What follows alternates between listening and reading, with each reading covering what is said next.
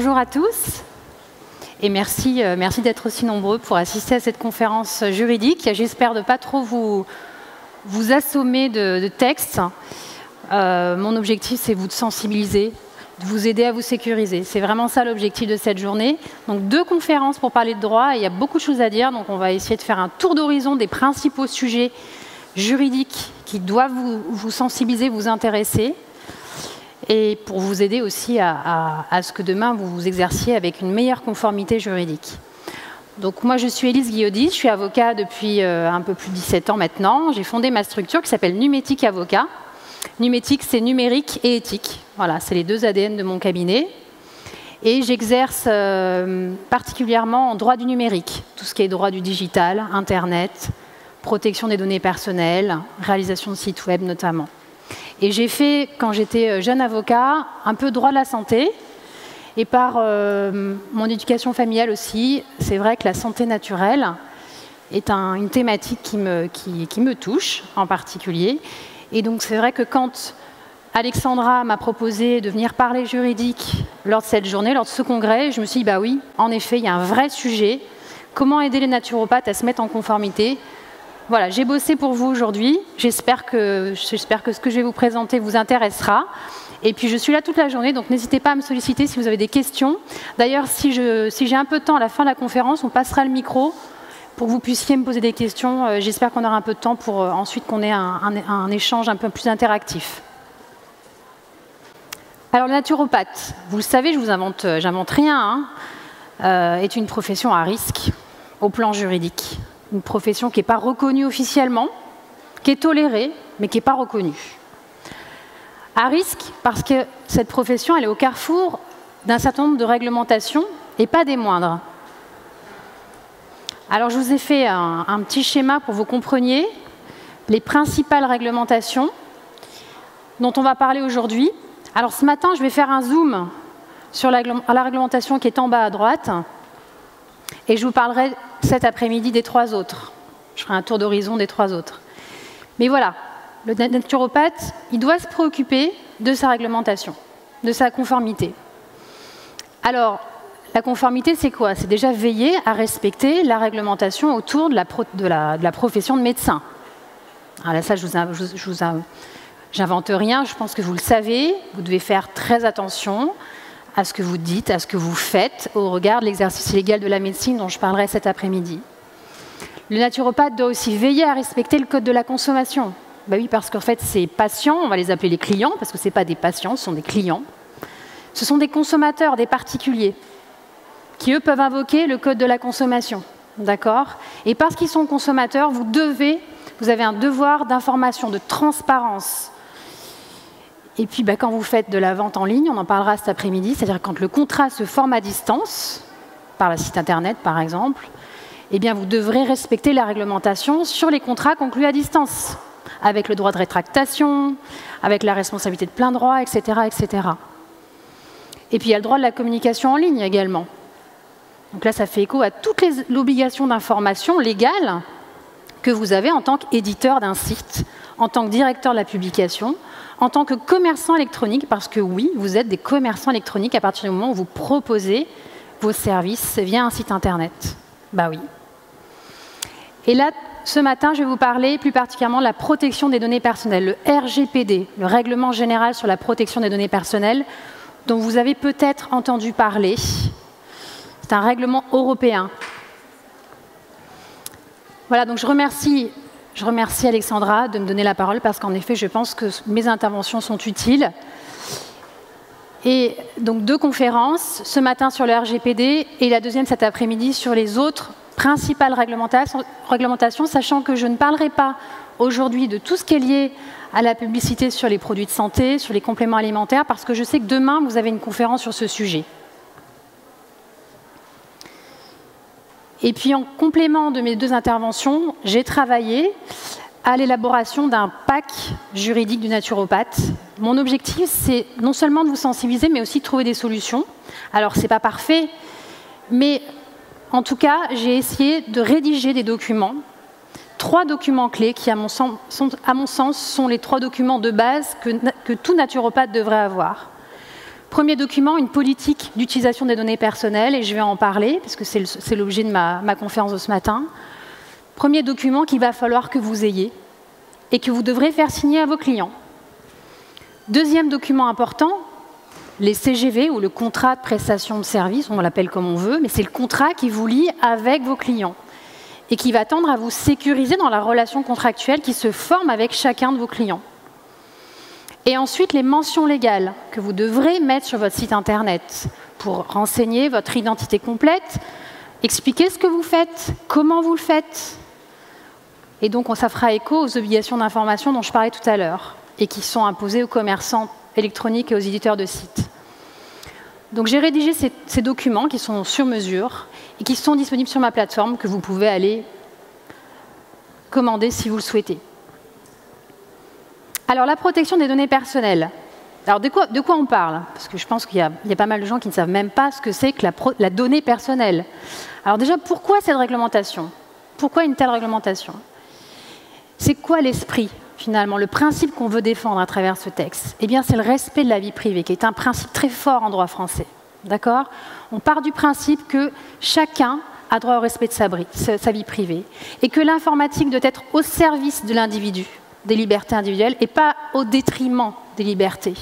D'accord? On veut, avec cette réglementation, réaffirmer le fait que chacun a le droit de maîtriser les données personnelles qui le concernent, a le droit de contrôler, finalement, qui a ces données et pourquoi, à quelle fin, quelles sont les finalités d'un traitement de données personnelles. Je décide de donner mes données à mon naturopathe, mais je ne souhaite pas qu'il utilise mes données à d'autres fins que celles de, finalement, prendre soin de moi. D'accord? C'est ça, en fait, la protection des données personnelles. Et à l'ère du big data, du tout numérique, finalement, ce principe de vie privée, eh bien, il est malmené. D'accord? Et donc, on a un vrai enjeu de société qui se pose. Et c'est pour ça qu'aujourd'hui, alors on a une réglementation en France qui existe déjà depuis 40 ans. On a une loi informatique et liberté qui a été adoptée en 1978 et qui, déjà, pose un certain nombre d'obligations aux acteurs qui traitent des données personnelles. D'accord? On a déjà un cadre législatif. Mais c'est vrai qu'avec cette évolution du numérique, l'Europe a voulu finalement renforcer cette réglementation, la réadapter, l'adapter finalement à l'évolution de la société. Et donc on a un règlement européen, le RGPD, le Règlement général sur la protection des données personnelles, qui a été adopté au sein de l'Union européenne et qui est d'application directe dans chacun des pays membres de l'Union européenne. Il a été rédigé et il est rentré en vigueur en 2016, ce règlement. Il donnait une période de 2 ans aux acteurs pour se mettre en conformité. Et le texte est entré en application en mai dernier, il y a 1 an. Et donc depuis le 25 mai 2018, chaque professionnel, et le naturopathe en est un, j'en parlerai tout à l'heure, doit respecter les obligations du règlement européen sur la protection des données personnelles. Alors, quels sont les objectifs de ce texte, le RGPD? On l'a vu, adapter la réglementation aux nouveaux usages, aux nouveaux besoins, au nouveau traitement des données. Créer un marché unique de la donnée personnelle en Europe. Ce qu'on veut, c'est qu'il y ait le même niveau de protection en France, en Allemagne, en Espagne. Donc, créer un marché unique avec un même niveau de protection partout en Europe. Renforcer les obligations des acteurs, ceux qui traitent des données personnelles. D'accord ? Et surtout, renforcer les sanctions. Et c'est pour ça qu'on en a beaucoup parlé de ce texte. Parce que finalement, les acteurs... Il y a eu un vent de panique il y a 1 an. Parce que tous les acteurs devaient se mettre en conformité. Personne n'était prêt parce que les obligations, certes, elles étaient déjà prévues dans la loi, mais le règlement européen vient quand même rajouter un niveau d'obligation quand même pas neutre. Et surtout, les sanctions en cas de non-respect sont considérablement augmentées. On a 3 types de sanctions possibles. On a des sanctions administratives, financières et pénales. Les sanctions administratives, elles peuvent être prononcées par la CNIL, la Commission nationale informatique et liberté, qui est l'autorité de contrôle en France. Et vous voyez les possibles amendes en cas de violation. Alors tout dépend de la violation, de la nature de la violation, de qui viole. Est-ce que c'est une violation par un acteur qui est une personne physique, donc par exemple un médecin qui exerce à titre individuel, ou bien une société. Mais vous voyez que les montants affichés sont très importants. Alors ça concerne d'abord les GAFA, c'est-à-dire les grandes sociétés qui traitent beaucoup de données, mais ça concerne finalement tout professionnel qui traite de la donnée personnelle.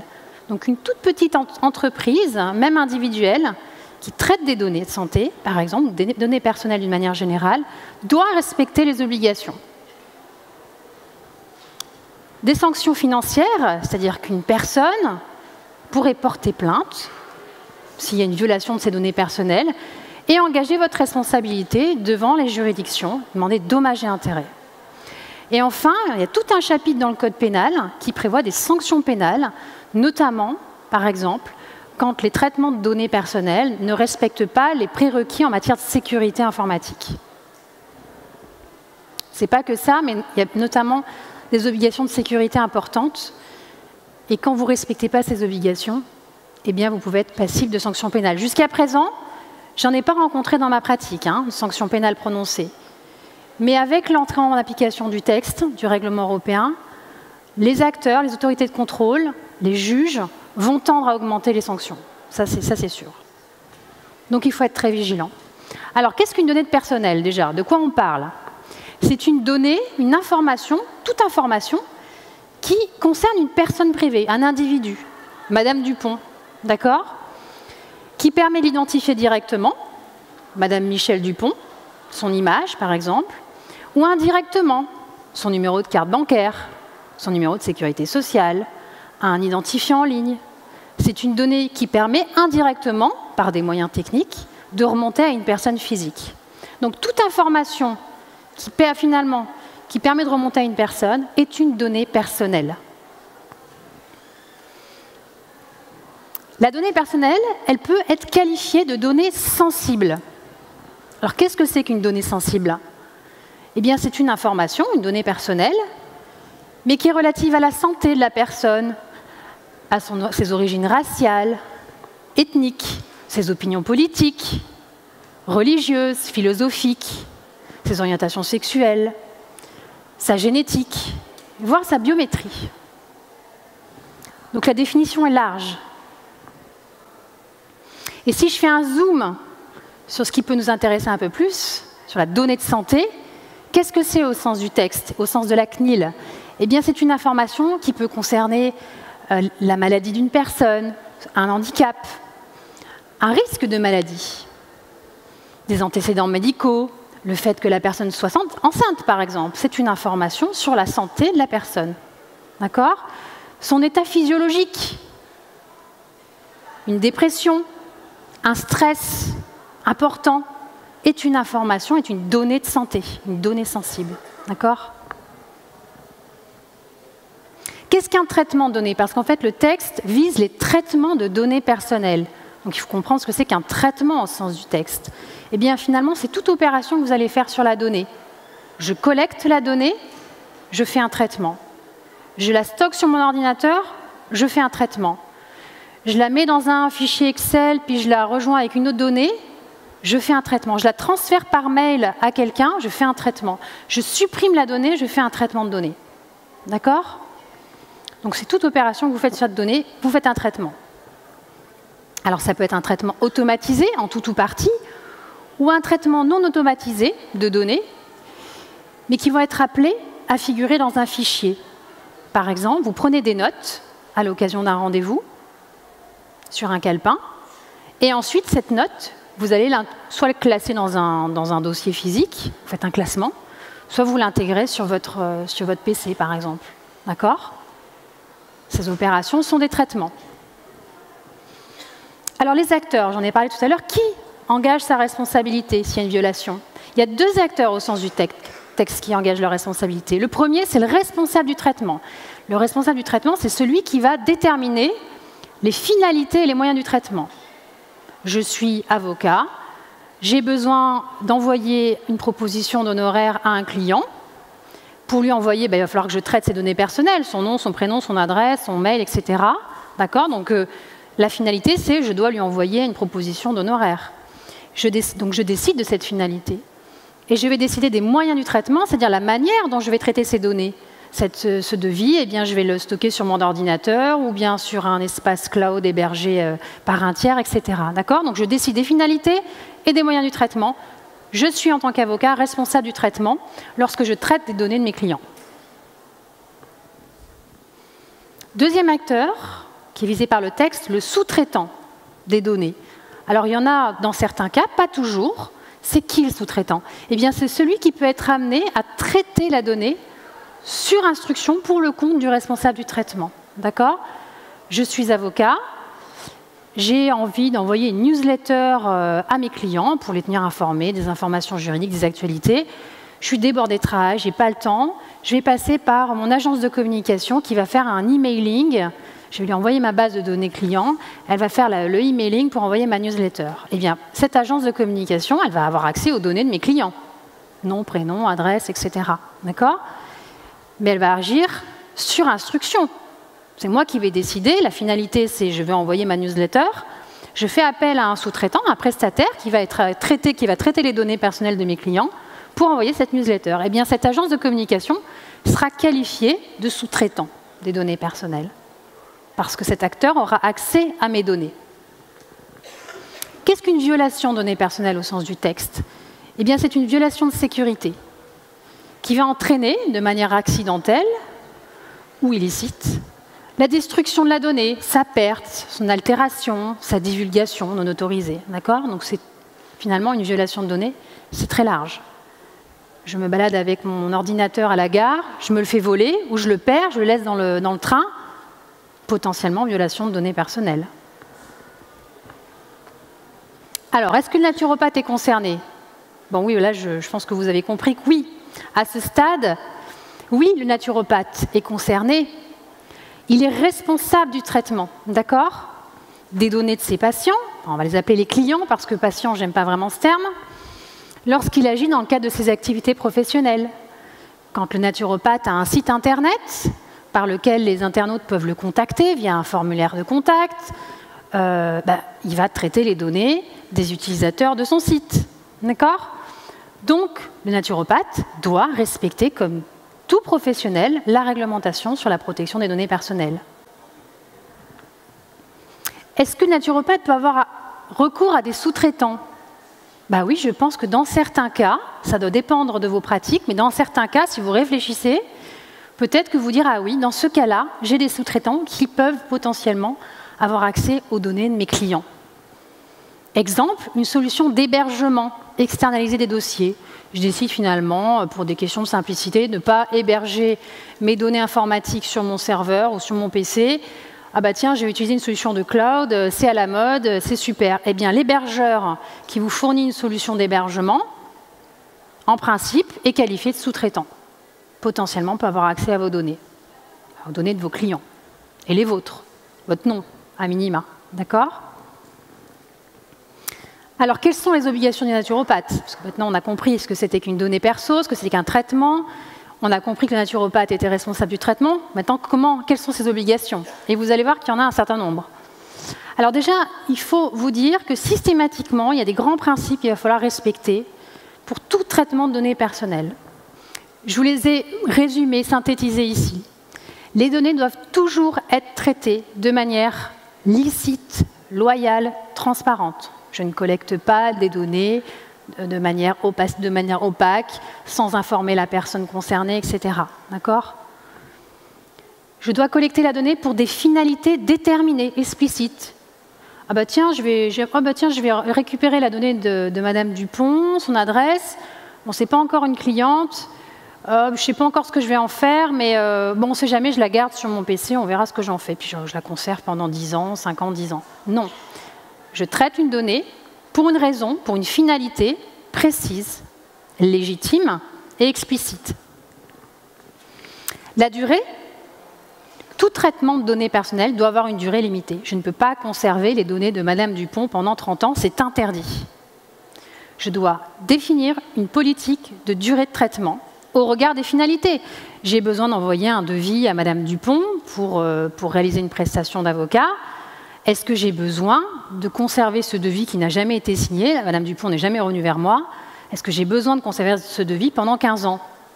Non. Je dis, ben voilà, je le conserve pendant peut-être 2 ans, 3 ans, peut-être qu'elle reviendra vers moi d'ici l'année prochaine, elle aura peut-être changé d'avis ou son activité aura évolué, mais je n'ai pas de raison objective et légitime de conserver cette donnée au-delà de 3 ans. Voilà. On continue. La sous-traitance dont je vous parlais, le principe, c'est que la personne concernée doit être informée, si vous avez des sous-traitants, elle donne son accord, soit de manière globale, soit spécifiquement, mais vous ne pouvez pas avoir recours à des sous-traitants qui auraient accès à ces données, à la personne concernée, sans son accord. Ça, c'est le principe. Et le naturopathe, puisqu'il est responsable du traitement, il doit s'assurer que son sous-traitant, il est conforme à la réglementation. Donc c'est de votre responsabilité de vous assurer que les éventuels sous-traitants qui ont accès à vos données sont conformes. Pourquoi? Parce que demain, s'il y a un souci, il y a une violation de sécurité de l'hébergeur cloud, par exemple, dont je parlais tout à l'heure, votre responsabilité en tant que responsable du traitement pourra être engagée. Donc à vous de veiller à ce que vos sous-traitants soient correctement mis en conformité. Et puis vous devrez mettre en place un contrat, un document écrit entre vous et ce sous-traitant, c'est obligatoire. Ce contrat devra définir les obligations et les droits de chacun, sur quel type de données personnelles le sous-traitant va être amené à faire des traitements, pour quelles raisons, quelles seront les durées de traitement, etc., etc. Autre principe important, tout transfert de données vers un pays tiers à l'Union européenne, en principe, est interdit. Donc il faut veiller, par exemple, quand je reprends ma solution d'hébergement externalisé, il faut vous assurer de où sont hébergées les données. Sur quel data center? Est-ce que le data center est en France? Est-ce que, par exemple, la maintenance de ces data centers est assurée par des Chinois, des Indiens? À partir de ce moment-là, si la maintenance des data centers qui peuvent avoir accès à vos données, par exemple, se fait à l'étranger, eh bien, il y a des transferts de données, juridiquement. D'accord? Donc le principe, c'est que tout transfert de données vers un pays tiers à l'Union européenne est interdit, ou du moins vers un pays qui ne présente pas un niveau de protection équivalent à celui de la France, à l'Europe. Et donc sur le site de la CNIL, je vous invite à aller voir le site de la CNIL qui est très bien fourni, vous avez une carte interactive qui vous permet de voir les pays bons élèves. D'accord? Donc il y a des pays vers lesquels vous pouvez faire des transferts de données, parce qu'il y a eu une décision d'adéquation qui a été rendue par la Commission européenne, et là c'est OK. Par contre, il y a des mauvais élèves, et là, il faut veiller à ce qu'il n'y ait pas de transfert. Ou alors, s'il y a des transferts, il faut que ce transfert il soit encadré, qu'il y ait des garanties appropriées qui soient mises en place. Ou alors, dernier recours, c'est obtenir le consentement de la personne. Je vous informe que je transfère vos données vers la Chine. Je vous informe qu'il y a des risques, parce que la Chine n'a pas une réglementation aussi protectrice que celle en Europe. Donc, je l'informe des risques, et je recueille son consentement express, écrit. Là, c'est OK, mais ce n'est pas terrible en termes d'image, d'accord? Donc autant éviter les transferts.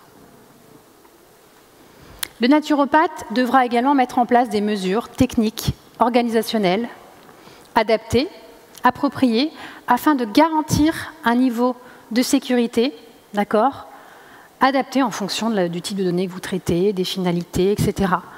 L'idée, ici, c'est de mettre en place des mesures pour garantir cette sécurité.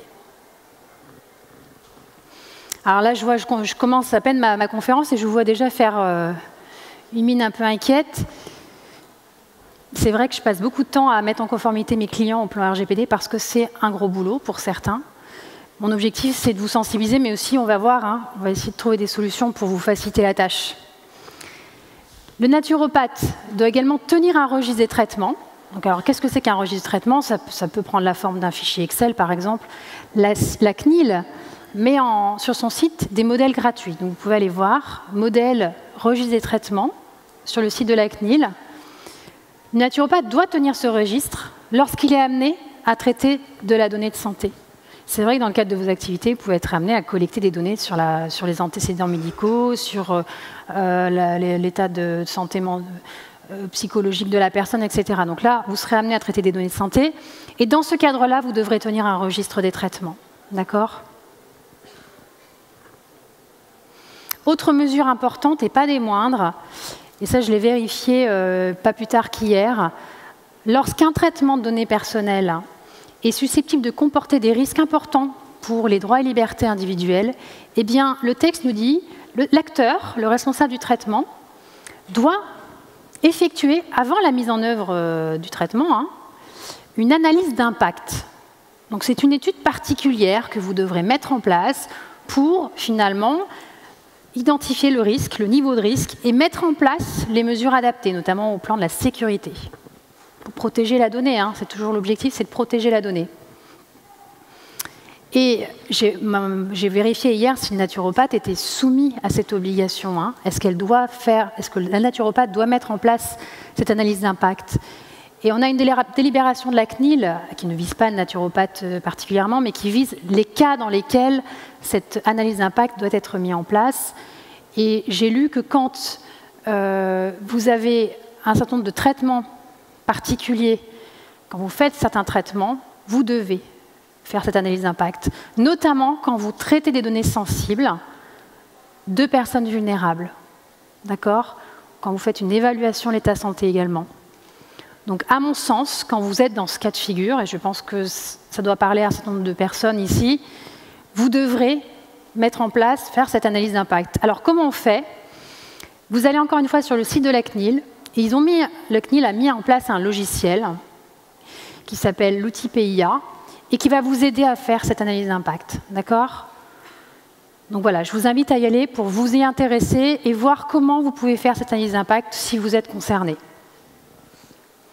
Ensuite, j'en parle, mais je ne pense pas que ça vise beaucoup de personnes ici, mais j'en parle quand même. Dans certains cas, le professionnel doit désigner un professionnel, un délégué à la protection des données personnelles, notamment lorsque ses activités de base l'amènent à traiter à grande échelle, des données à grande échelle, des données sensibles. D'accord? Donc ça vise le professionnel qui traite beaucoup de données, à grande échelle, de données sensibles, notamment. Donc, j'en parle, mais je ne pense pas que vous êtes majoritairement concerné par cette obligation. Alors, en cas de violation de données, je reprends l'exemple de mon ordinateur que je perds ou je me fais voler à la gare. J'ai une violation de données potentielle, qu'est-ce que je fais? Eh bien, le texte nous dit, vous avez une obligation de notifier cette violation à la CNIL dans un délai maximum de 72 heures. Waouh! Et non seulement je devrais notifier, donc informer la CNIL de cette violation, expliquer les circonstances de cette violation, justifier de quelles mesures vous aviez mis en place pour protéger la donnée, et qu'est-ce que vous avez mis en place depuis cette violation pour essayer de réduire le risque. Donc si vous n'avez aucun pare-feu, aucune mesure de sécurité logique sur votre PC, vous ne serez pas très bien. D'accord? Donc ça veut dire aussi réfléchir au niveau de sécurité informatique. Je prenais l'exemple de mon PC, de vos ordinateurs, par exemple. Et puis si la violation est susceptible d'engendrer des risques importants pour les libertés et les droits des personnes, non seulement vous devrez informer la CNIL, mais vous devrez informer les personnes concernées par la violation. Ce qui n'est pas forcément terrible en termes d'image. Donc on va essayer d'éviter que cette notification soit faite. Mais dans certains cas, on n'a pas le choix. Alors, je reviens sur les données de santé et sur l'hébergement des données de santé. Pourquoi? Parce que vous êtes peut-être au fait d'une règle importante que vous trouvez dans le Code de la santé publique qui dit que quand vous êtes amené à collecter des données de santé à l'occasion d'activités de prévention, de diagnostic, de traitement, eh bien, le principe, c'est que si vous voulez externaliser l'hébergement des données de santé auprès d'un tiers, un prestataire cloud par exemple, ce tiers doit être certifié données de santé. C'est une certification qui est donnée par le ministère de la Santé. C'est obligatoire. Donc soit vous conservez la donnée sur vos propres serveurs, soit si vous voulez externaliser l'hébergement, vous ne pouvez le faire qu'auprès de prestataires certifiés. D'accord? Sauf que cette réglementation, elle ne vise que les professionnels de santé, les établissements donc de soins, médico-sociaux, et à visée sociale, et donc pas les naturopathes, d'accord? Donc c'est compliqué de se dire, ah bah tiens, j'externalise l'hébergement des données de santé que je peux être amené à collecter dans le cadre de mon activité, ah bah tiens, je vais faire appel à un hébergeur certifié. Oui, mais vous n'êtes pas professionnel de santé. Ah oui. Donc je pense que la solution la plus sécurisée, la plus satisfaisante au plan juridique, c'est finalement de décider que vous n'externalisez pas l'hébergement de ces données, vous les gardez sur vos propres serveurs, si jamais vous en traitez. D'accord? Veillez à ne pas à ce que les données de santé de certains de vos patients, veiller à leur hébergement et vous assurer que ça ne se retrouve pas sur des solutions, des logiciels par exemple, qui seraient accessibles via Internet, on appelle ça des logiciels en mode SaaS, et qui vont être hébergés par je ne sais pas quel professionnel, avec peut-être des sous-traitants, avec peut-être une chaîne de sous-traitance, d'accord? Donc être vigilant particulièrement sur cette histoire, sur cette question d'hébergement des données de santé. Alors, on continue sur les obligations du naturopathe. Le naturopathe doit informer au moment où il va collecter la donnée, il doit informer les personnes concernées de son identité complète, des finalités des traitements. Il doit également informer sur les destinataires éventuels, à qui j'envoie éventuellement les données, s'il y a des éventuels transferts de données personnelles en dehors de l'Union européenne. S'il n'a pas collecté la donnée directement auprès de la personne, eh bien, il doit informer sur l'origine de cette collecte. Ah ben, j'ai récupéré la donnée d'un tiers qui me l'a envoyée. Il doit informer de la durée des traitements. Je vous informe que je traite ces données et que je les conserve pour une durée maximum de 5 ans. Je dois informer la personne des droits dont elle dispose. On en verra tout à l'heure les droits dont dispose la personne concernée, droits d'information, d'accès, d'effacement, d'opposition, etc. Je dois informer la personne de ses droits.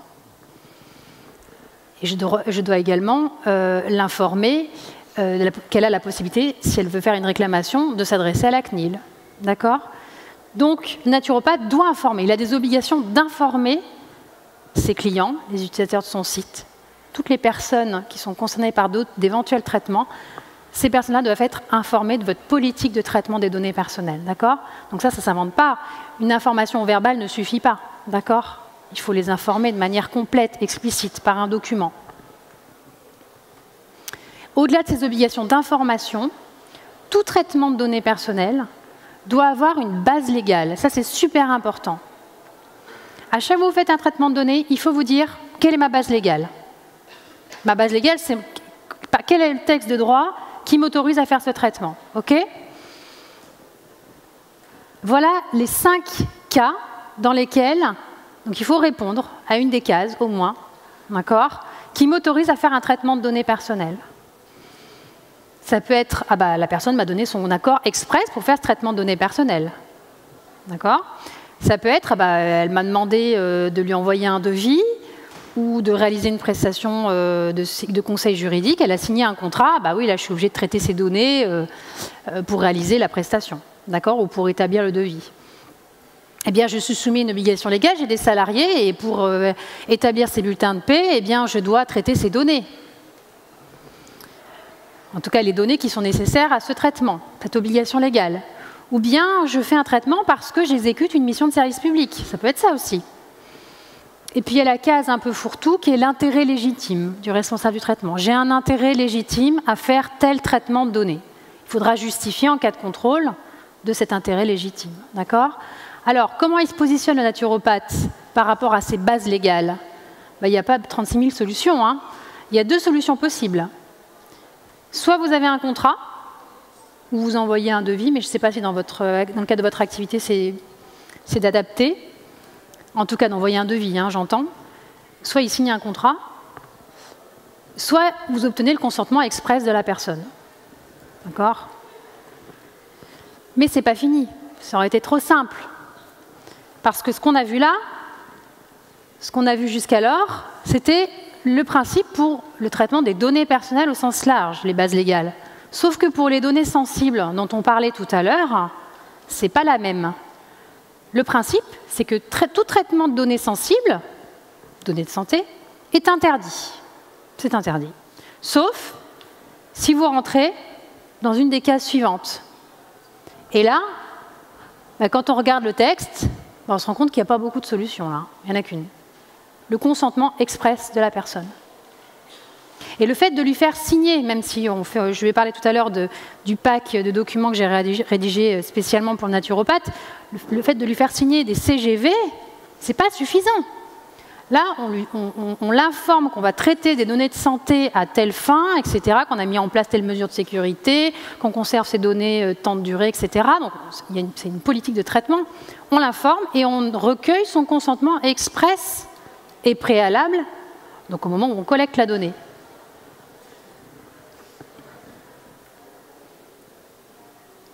Je parlais tout à l'heure des droits des personnes concernées. Quels sont les droits? Quand moi, je suis individu, je peux faire valoir un certain nombre de droits, ben oui, qui sont consacrés dans le texte.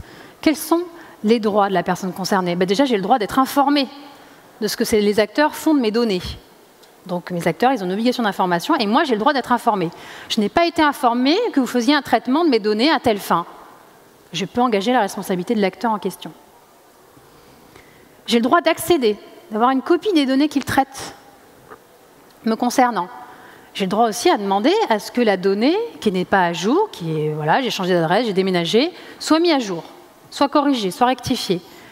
J'ai le droit de m'opposer au traitement. Dans certains cas, si j'ai un intérêt légitime à m'opposer à un traitement, par exemple en matière de prospection commerciale, voilà, je reprends l'exemple de ma newsletter d'information juridique que je voulais envoyer à mes clients.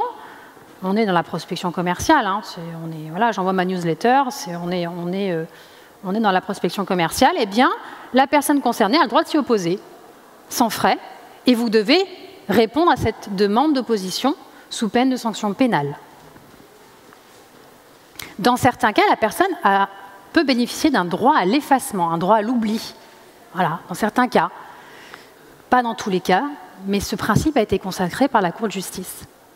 Un droit à la portabilité des données, ça veut dire quoi? Ce n'est pas un droit absolu non plus, mais dans certains cas, par exemple, je change de prestataire qui traitait mes données jusqu'alors, je veux changer de prestataire. Eh bien, je peux demander à l'ancien prestataire, finalement, soit je lui demande de récupérer mes données dans un format lisible, soit je demande à mon ancien prestataire de transférer les données à mon nouveau prestataire de pratique. On appelle ça le droit à la portabilité. Donc, on l'a vu le principe, hein, vous devez informer les personnes concernées des traitements que vous faites sur leurs données personnelles. Et surtout, ça, c'est un changement de principe important qui a été consacré par le texte, le règlement européen. Avant, il fallait faire des formalités déclaratives à la CNIL quand on faisait des traitements de données. Aujourd'hui, ce n'est plus le cas. Sauf exception, il n'y a plus besoin de faire ces formalités déclaratives. Par contre, le texte dit, vous les acteurs, le responsable du traitement, le sous-traitant, finalement, vous devez vous responsabiliser. C'est-à-dire que demain, s'il y a un contrôle de la CNIL, vous devrez démontrer que vous avez bien respecté vos obligations d'information, de recueil de consentement, que vous avez mis en place des mesures de sécurité adaptées, etc. etc. C'est vous qui avez la charge de la preuve. Donc ça veut dire qu'il ne faut pas attendre qu'il y ait un contrôle pour vous poser la question de votre conformité. Alors, les étapes de conformité du naturopathe. Alors, comment on fait pour se mettre en conformité? Quand on a vu tout ça, on se dit, mais comment je vais faire? C'est la catastrophe. J'ai pas le temps, c'est pas mon métier, j'y comprends rien. Comment je fais pour me mettre en conformité? Bon. Alors déjà, la première étape, c'est de se poser, au minimum 1 heure, 2 heures, pour essayer finalement de faire un zoom, une cartographie des traitements de données personnelles que vous faites dans le cadre de vos activités. D'accord? Quel type de données je traite? De quelles personnes? Quel type de personnes sont concernées par les traitements? Quelles sont les finalités de mes traitements? Il peut y avoir différentes finalités. Est-ce que j'ai des sous-traitants? Est-ce que j'ai mis en place des mesures de sécurité, des pare-feux? Est-ce que mon site est en HTTPS, etc. Est-ce qu'il y a des transferts de données? Voilà, on fait une cartographie à date de votre politique de traitement. Tiens, ça fait des données que j'ai conservées, que j'ai depuis 30 ans sur mon PC. On va peut-être faire un petit tri quand même. Hein. Quelles données je conserve? Celle-là, je l'ai collectée, je me souviens, je n'avais pas informé la personne de cette collecte. Cette donnée, je ne sais plus comment je l'ai obtenue. Je la supprime. D'accord? On fait un état des lieux. Et ensuite, on identifie les chantiers de mise en conformité. Alors, on ne va pas tout faire tout de suite. On va prioriser les chantiers.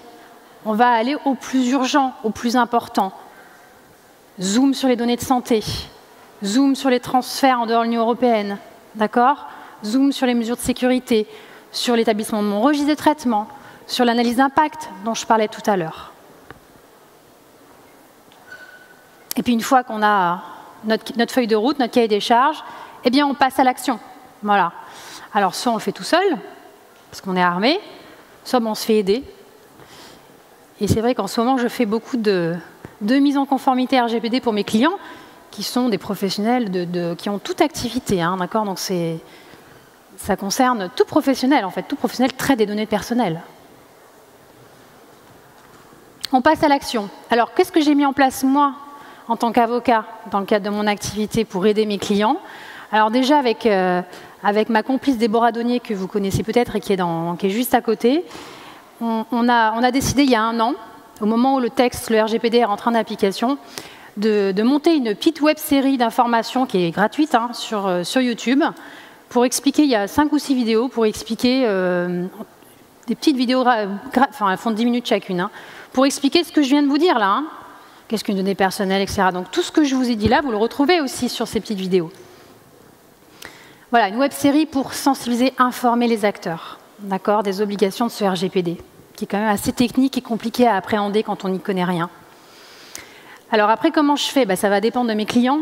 C'est souvent par devis. En fait, je vais aller auditer leurs activités, le type de données qu'ils traitent, et en fonction, on va mettre en place une mise en conformité juridique. Parce que moi, je suis avocat, donc je fais une mise en conformité juridique. Je ne fais pas d'audit de sécurité informatique, par exemple. Ça m'arrive, dans certains cas, de travailler avec des boîtes de sécurité informatique pour mes clients, quand c'est nécessaire. Et puis, comme je suis dans le web, dans le digital, parce que c'est mon activité, eh bien, j'ai aussi voulu avoir un cabinet 2.0, c'est comme ça que je le qualifie certaines fois.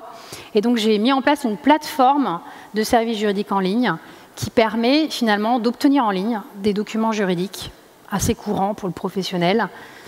Et donc pour le naturopathe, et en discutant avec Alexandra, je me suis dit, oui, ce serait quand même bien que vous ayez un pack de sécurité du naturopathe, donc des documents qui sont vraiment adaptés à votre activité. Donc j'ai élaboré ces derniers jours, vraiment fait sur mesure pour vous. Donc dans ce pack, sur la conformité RGPD, je me suis dit que la première chose à faire, à mon avis, c'est d'élaborer une politique d'utilisation des données personnelles. C'est quoi? C'est un document qui fait 4-5 pages et qui va avoir pour objectif d'expliquer noir sur blanc quelle est votre politique d'utilisation des données personnelles des personnes. Donc déjà, les personnes concernées, la plupart du temps, c'est vos clients, c'est les utilisateurs de votre site, c'est vos fournisseurs. Enfin, il peut y avoir un certain nombre de personnes concernées par les traitements. Quel type de données vous traitez? Ça peut être des données de santé, notamment. D'accord? Est-ce que vous avez recours à des sous-traitants? Alors, on prévoit dans cette politique le fait que la personne concernée donne une autorisation générale pour que, éventuellement, vous sous-traitiez les données à un prestataire. Vous allez informer la personne concernée dans ce document de la politique de durée des traitements. Je conserve ces données maximum tant d'années. Et après, je supprime la donnée. D'accord? Donc, c'est un document qui a le mérite, finalement, de récapituler votre politique de traitement, qui va avoir le mérite aussi d'informer les personnes de leurs droits. Je vous informe que vous avez un droit d'information, d'accès, de rectification, d'opposition, etc. J'informe la personne. Et ce document-là, idéalement, il faudrait le faire signer aux personnes concernées, d'accord? Surtout si vous traitez des données de santé. Vous vous souvenez la base légale pour le traitement des données de santé? Il n'y a que le consentement qui marche. Donc le consentement, je ne l'obtiens pas, un consentement oral, ça ne suffit pas. Si demain vous avez un contrôle de la CNIL, vous devrez démontrer que tel patient, tel client a donné son consentement. Donc il n'y a pas plusieurs solutions. Il faut lui faire signer quelque chose. Donc voilà, dans ce pack juridique du naturopathe, j'ai réfléchi et j'ai rédigé une politique qui est adaptée. L'idée, c'est que sur la plateforme, vous l'adaptez en fonction de vos activités, qui peuvent être un peu variables selon les cas, et que vous puissiez avoir un document, au moins, prêt, à peu près en main, à faire signer aux personnes concernées et à mettre sur votre site, si vous avez un site. Alors, je ne l'ai pas prévu dans le pack parce que ça dépend des cas. Quand vous avez des sous-traitants, j'ai dit tout à l'heure que vous devez faire signer, vous devez avoir un contrat avec ce sous-traitant. Ce contrat, ou en tout cas un document, sur la question de la protection des données personnelles, d'accord, qui doit contenir un certain nombre de dispositions imposées par le texte. Et donc, dans certains cas, il faut mettre à jour. Par exemple, si je reprends l'exemple de mon agence de communication qui m'envoyait ma newsletter par des emailing, peut-être que le contrat que j'ai avec elle, il n'est pas du tout à jour. Donc, il va falloir que je le mette à jour, ce contrat. Donc, sur ma plateforme en ligne, j'ai élaboré un avenant ou une annexe de mise à jour des contrats quand vous avez besoin de mettre à jour un contrat avec un sous-traitant. Ça dépend des cas. Peut-être que vous ne serez pas concerné, et auquel cas, c'est super. Peut-être que vous aurez besoin à un moment donné d'avoir cette mise à jour RGPD de vos contrats avec vos sous-traitants. Voilà le pack dont je vous parlais. Je vous invite à aller regarder. le pack juridique du naturopathe sur ma plateforme. Voilà, alors je crois qu'il me reste quelques minutes, je crois. Et l'objectif, c'était aussi de pouvoir vous donner la parole, parce que vous avez certainement des questions. Donc l'idée, c'est que je puisse y répondre. J'espère avoir été claire. J'espère ne pas avoir été trop ennuyeuse. J'espère vous avoir intéressé. Et j'aimerais, peut-être si vous avez des questions, je vous laisse lever la main, et puis on vous fera passer le micro. Combien il nous reste de temps ? 15 minutes, ah bah c'est parfait, on va pouvoir discuter. On va pouvoir discuter. Alors, je vous écoute si vous avez des questions, parce que vos questions vous intéresseront forcément l'auditoire. Bonjour. Bonjour. Je voulais savoir, en fait, en tant que futur naturopathe, quand on est en consultation avec une personne, on est amené à recueillir des données de santé en consultation. Oui. Et on nous a appris aussi en cours qu'on n'était pas des professionnels de santé. Absolument. Donc techniquement, enfin même théoriquement, on est censé, entre guillemets, jeter toutes ces informations tout de suite après la consultation. On n'a pas le droit de les stocker. Mais on peut être aussi amené à revoir cette personne. Donc comment fait-on ? On doit tous se rappeler. Il y a deux solutions. La solution la plus radicale, quand on collecte des données de santé, c'est finalement de supprimer la donnée, c'est-à-dire de ne jamais prendre note, par exemple, d'antécédents médicaux, de situations de santé de la personne qui vient vous voir. Vous ne traitez aucune donnée de santé dans ces cas-là, si vous supprimez tout. Ça, c'est la première solution qui est la plus radicale, mais qui est envisageable. L'autre solution, c'est le consentement, c'est de recueillir le consentement express et préalable de la personne. Et puis, une fois qu'on a dit ça, on n'a pas tout dit, parce que ça veut dire que vous devrez tenir un registre des traitements, parce qu'on a vu que quand on traite de la donnée de santé, il faut, en tant que naturopathe, avoir un registre des traitements, d'accord ? À défaut, vous devrez demander l'autorisation de la CNIL. Donc, il y a un certain nombre d'obligations qui va découler de ça. On a vu l'hébergement, les mesures de sécurité, etc. Donc, ce n'est pas impossible. On peut être amené à traiter des données de santé dans le cadre de son activité de naturopathe. Ce n'est pas pour autant qu'on fait du diagnostic et des traitements, hein, au sens du Code de la santé publique. C'est deux textes différents qu'il faut dissocier. On peut être amené, dans le cadre de notre activité de naturopathe, à collecter des données de santé. Après, c'est qu'est-ce que j'en fais ? Soit je la supprime, soit je la traite, et dans ce cas-là, je dois me conformer au texte.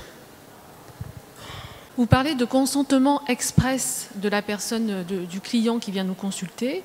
Donc le client nous voit bien collecter les données, puisqu'on écrit dans son dossier informatique. Est-ce que ce n'est pas suffisant ? Non. Non, parce qu'en fait, le texte nous dit déjà que ce consentement, il doit être éclairé. C'est-à-dire que vous devez, avant de recueillir ce consentement, l'informer parfaitement, complètement de votre politique de traitement. D'accord, dont je parlais. Une fois que la personne est parfaitement informée de votre politique de traitement, vous recueillez son consentement express.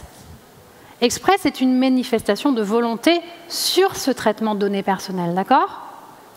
Donc il faut dissocier ce consentement qui est exigé sur le traitement de données de santé de l'exécution d'un contrat, d'accord ? Le consentement ne peut pas découler implicitement de l'exécution d'une prestation. Pas du tout. Ça n'est pas suffisant. Bonjour. Donc, en fait, j'ai deux questions. Donc, la première, c'est est-ce qu'il faut les informer quand on supprime les données ? Est-ce qu'il faut envoyer un mail ? C'est pas obligatoire ? Non. Okay. Et la deuxième, c'est la signature électronique. Oui. Ça fonctionne ? Alors, ce qui fonctionne, notamment sur le site, c'est l'opt-in, la case à cocher. D'accord ? Donc, comment je fais pour recueillir le consentement des internautes, par exemple, depuis mon site ? Eh bien, je mets une case à cocher, donc c'est votre webmaster qui va vous lui demander, j'ai besoin que vous mettiez une case à cocher qui renvoie vers ma politique d'utilisation des données personnelles, d'accord ? Qui n'est pas pré-cochée, à cocher. Et c'est là je fais le lien avec votre question, madame. Le consentement, il doit être express, donc il doit y avoir une manifestation, d'accord, affirmée de la personne. J'accepte, j'ai lu votre politique, je l'accepte. Et par exemple, si par exemple il y a des transferts de données personnelles en dehors de l'Union européenne, peut-être qu'il y aura besoin d'un consentement express sur cette finalité. En général, c'est le cas. Donc si vous n'avez pas mis en place de garantie appropriée, vous devrez recueillir le consentement express sur ce transfert de la donnée en dehors de l'Union européenne. Et là, il faudra 2 cases à cocher. D'accord ? parce qu'il faudra que vous ayez rempli votre obligation d'information sur ce transfert de données vers un pays qui ne présente pas un niveau de protection insuffisant, et que vous ayez recueilli le consentement express de la personne sur ce transfert. Et le simple fait, finalement, d'accepter une politique, ce n'est pas suffisant. Il faut l'informer spécifiquement de cette finalité et recueillir spécifiquement son consentement sur ce sujet. Donc les textes sont exigeants, mais c'est comme ça. Oui, bonjour. J'ai deux questions. Déjà, une par rapport à la plateforme Doctolib, donc ils ont des données personnelles. Oui. Est-ce que c'est eux qui en sont responsables du coup? Comment ça se passe quand on est client chez eux? C'est la première question. Et la deuxième question, quand on reçoit par exemple en tant que naturopathe des résultats d'analyse qu'on a pu demander, je sais pas, sur des allergies alimentaires ou des choses comme ça, donc le laboratoire nous envoie par mail des données personnelles aussi. Qui est responsable aussi là? Comment ça se passe pour nous? Alors première question sur Doctolib. Dans le cas de figure là. Après, il faut regarder sur son site quelle est sa politique de traitement, Doctolib. D'accord? Comment est-ce qu'il se qualifie?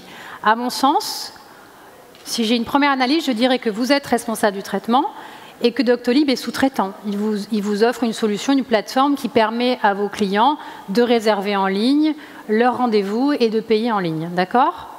Donc, ils sont sous-traitants. Ce qui veut dire qu'il faut qu'eux soient conformes RGPD, et c'est à vous de vous en assurer. Donnez-moi votre politique de traitement des données personnelles. Êtes-vous conforme à la réglementation RGPD? Ça, c'est le premier sujet. Donc, il faut qu'ils vous en justifient. Et il faut que vous ayez un contrat avec eux. Alors, ça peut être un contrat en ligne, mais il faut vous assurer que les engagements de Doctolib sont à la hauteur des engagements qui sont imposés par les textes. Et puis, vous devrez informer les personnes concernées du fait que vous faites appel à des sous-traitants. Et vous assurez aussi que ces sous-traitants ne se font pas en cascade, c'est-à-dire que Doctolib ne sous-traite par exemple pas l'hébergement de sa plateforme à un prestataire hébergeur tel que Amazon, OVH ou Microsoft, ce qui est très souvent le cas. Souvent, les éditeurs de solutions logicielles, elles n'assurent pas elles-mêmes l'hébergement de leur plateforme, elles sous-traitent. Donc vous avez une chaîne de sous-traitance en cascade, et vous, ce sont vos données clients qui se retrouvent sous cette chaîne de sous-traitance. Donc il faut vous assurer de cette sous-traitance. Qui finalement a accès à quoi? Et est-ce que toute cette chaîne de sous-traitance est conforme? D'accord? Alors, sur le deuxième sujet, vous parliez du traitement de données éventuellement de santé, parce qu'en fait, vous faites des bilans, et à l'occasion de ces bilans, vous pouvez être amené à collecter des données qui sont des données personnelles, soit qui sont des données personnelles toutes simples, soit des données sensibles. D'accord? Donc, on en revient à la question tout à l'heure. Déjà, est-ce que je les garde, ces données-là? Et puis, au niveau de la sécurité informatique, où est-ce qu'elles se baladent, ces données-là? D'accord? Quand c'est une solution, par exemple, si ce questionnaire est édité par un prestataire tiers, elles vont se faire héberger où, ces données de santé, éventuellement? Il y a une vraie question d'hébergement à se poser, et de sécurité informatique, et de contrat avec les sous-traitants, parce qu'on peut aussi raisonner sous-traitant aussi à ce niveau-là. D'accord? Et puis, si vous transférez des données à des laboratoires, ces laboratoires, soit ils seront qualifiés de destinataires des données, soit s'ils font un traitement sur ces données, ils seront qualifiés de sous-traitants. Même chose. Il va falloir qu'il y ait des contrats juridiques avec ces destinataires, le cas échéant, et puis ces destinataires, eux aussi, ils doivent se soumettre au respect des règles. Donc ils auront leur propre politique de traitement des données personnelles. Mais dans le cadre de la vôtre, vous pouvez leur dire, écoutez, je vous transfère les données personnelles à telle fin, analyse médicale, mais vous vous engagez à supprimer les données au bout de tant d'années, tant de temps. Donc il faut vous assurer de la politique de traitement de ces acteurs qui sont autour de vous et à qui vous pouvez transférer ces données. Voilà. Une dernière question et après on arrête. J'ai juste une question, j'ai très bien compris tout le cadre qu'impose la loi et l'accompagnement que vous proposez. Par contre, je suis extrêmement étonné parce que je serais même curieux de faire un sondage dans la salle pour consulter des médecins, des praticiens de différentes origines, enfin différentes pratiques. J'ai jamais signé ce type de papier-là en tant que patient ou en tant que client. Est-ce que ça veut dire que 99,9% des praticiens sont hors cadre légal? Alors, quand vous êtes professionnel de santé, je reviens peut-être un tout petit peu en arrière, hein. Quand on est professionnel de santé, vous savez, je reviens tout à l'heure sur la base légale du traitement de la donnée de santé, parce qu'on parle de données de santé là. La base légale, c'est celle qui est prévue par le texte. Et donc il y a un certain nombre de cas de figure dans lesquels vous pouvez traiter de la donnée de santé, la donnée sensible, d'accord? Quand vous êtes professionnel de santé et que dans le cadre de votre activité, d'accord, vous êtes amené à collecter et à traiter des données de santé, vous avez une base légale. Le problème, c'est que vous, en tant que naturopathe, vous n'êtes pas juridiquement des professionnels de santé, au sens juridique du terme, d'accord? Donc vous n'avez pas de base légale, hormis celle du recueil du consentement express de la personne concernée.